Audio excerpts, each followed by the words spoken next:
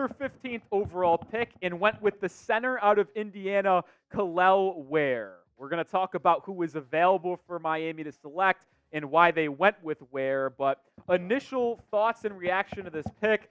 Heat fans, you wanted to add size to this roster. You wanted to move Bam Adebayo to the power forward position and get a center to play alongside him. Many of you wanted Zach Edey. I never bought into that fit.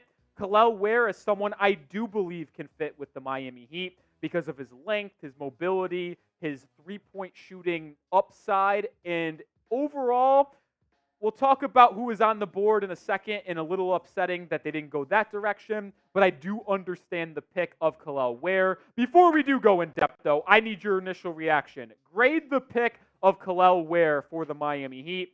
A, B, C, D, or F. Sound off in the comment section on what your thoughts are on the Heat drafting the 7-footer from Indiana. Now, let's give some background information on Kel'el Ware because he's 20 years old. He actually started his career at Oregon before he transferred after one season to Indiana. He's 6'11", basically 7 feet with shoes on, with a good wingspan as well, which Heat fans are going to know. I'm a big fan of wingspan, and I want my players to have a plus wingspan. What is it? 7'4.5". So a plus 4.5 wingspan is absolutely terrific. And you see my rankings for him overall. He was my 3rd overall center and 14th on my big board. So the Heat technically get value here as they use the 15th overall pick on him. And looking more in depth on Ware, he's got terrific versatility for his size. He can play on the perimeter. He can anchor your defense.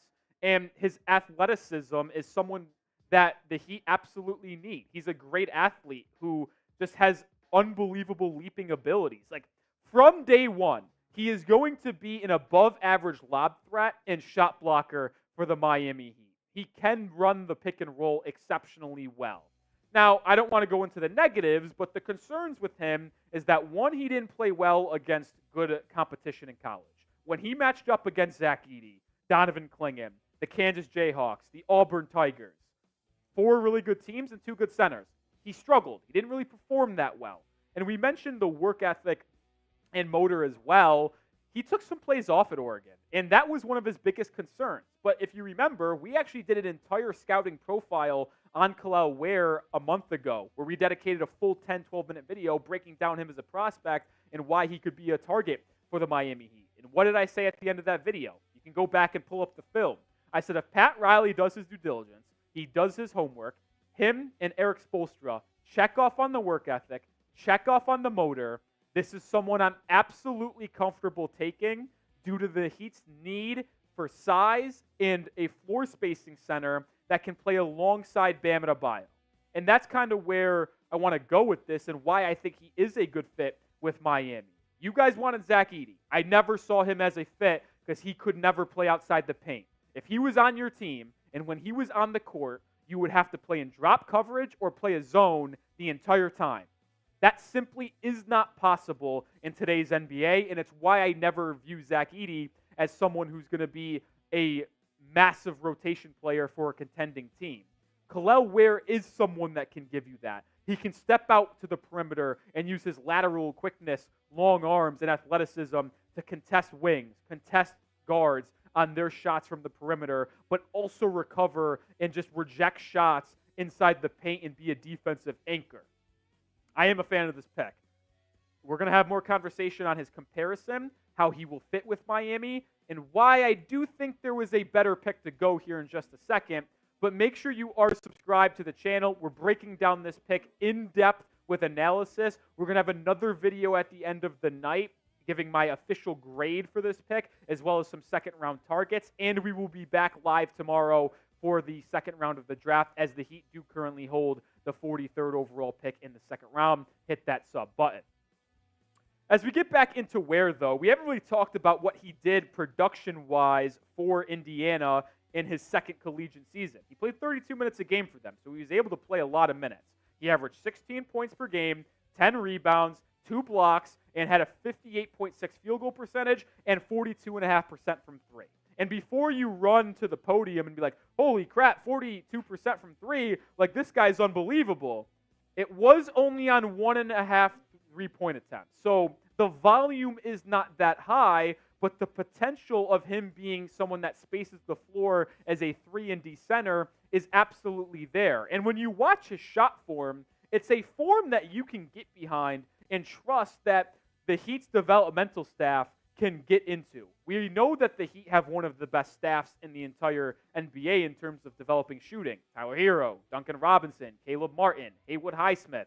Like, I trust this system to get Kel'el Ware up to a consistent 36, 37% three-point shooter, which is why I do like this pick for Miami, because if he's able to do that, then you can move Bam to the 4, and you can play Kel'el Ware at the 5. If I had to predict what happens year 1, I think Ware is probably your backup center, which was a need for Miami with Thomas Bryant sticking up the joint and Kevin Love getting up there in age. But year 2, year 3, Ware and Bam could be your front court of the future, which also begs the question, where do the Heat view Nikola Jovic long term? Because if they view Ware and Bam as your front court of the future, is Jovic going to be a 3? Or are you dealing him to try to get a win-now piece for Jimmy Butler and Bam right now? That's intriguing. Before we close out today's show, wanted to give some love to the Ringer's Kevin O'Connor, who had a little excerpt on Kel'el Ware. A dunk contest-worthy athlete with phenomenal size and length. He's an eager shot blocker with excellent timing, and he has good mobility and makes quick second leaps. He hops into his shot and cleanly transitions into his high unblockable release. His percentages need to catch up, but his touch is a positive indicator. Kind of just goes to the point I made about him having a lot of upside to be a 3-and-D center for the Miami Heat, which we talk about it all the time. Their team needs. They needed functional size and backcourt shot creation. Well, functional size, check it off. I'm not shocked they go Ware here. And with that 43rd pick, they're likely going to go with a wing piece, like a Harrison Ingram. Maybe they even go Jamal Shed, a Jalen Bridges from Baylor. We'll talk more in depth about that later tonight and tomorrow morning before the second round, but I do expect them to go guard or wing with pick 43. But let me know, who should Miami draft in round 2? Drop a prospect's name for me down below. And I already gave you 3. I'll give you more later tonight. And before we get out of here, make sure you do subscribe to the channel, because we're going to have another video tonight. We're also going to have more content tomorrow live. One last thing before we actually do get out of here. And we'll talk about this when I give my draft grade tomorrow or tonight too. I'm a little bummed that they didn't go Dalton Knecht. He was my 7th overall player on my board. I thought he could be a good, cheap Duncan Robinson replacement where you deal Duncan away, you get Knecht for $4 million, because that's what the 15th pick is going to make, and you save $14 million, and you get an equal shooter with a lot of upside. They end up going with the big. I also would have liked Jared McCain. I understand the pros and cons of McCain and compared to Ware, but the Heat ultimately needed to add size alongside Bam and behind Bam, and they gave that the priority, so they go Kel'el Ware, the center out of Indiana. See you with a video later on tonight. Go Heat.